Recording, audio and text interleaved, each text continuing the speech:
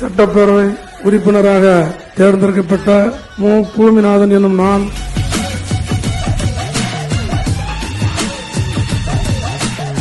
மதுரை தெற்கு தொகுதிக்கு உட்பட்ட காமராஜபுரம் பகுதியில் சுமார் 70 ஆண்டுகளாக மக்கள் குடியிருக்கிறார்கள். அந்த பகுதியில் மொத்த பரப்பளவு 33 ஏக்கர்.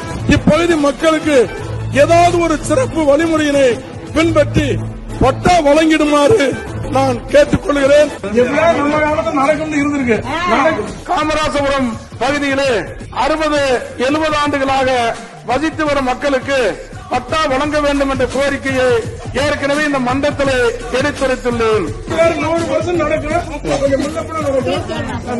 செய்யப்பட்ட கூட கொடுக்கும்போது கூட இது இன்னொரு லட்சம் தான் கொடுக்கும்.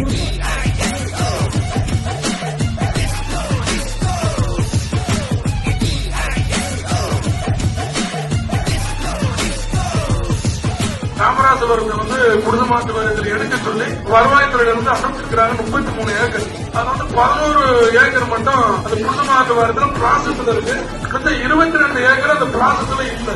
அந்த 22 ஏக்கரையும் அந்த ப்ராசஸ்ல நீங்க எடுக்க சொல்லி உங்க செக்ரட்டரிக்கு நீங்க கேட்க வேண்டும் என்று உங்களுடைய அன்போடு கேட்டுக்கொள்கிறேன்.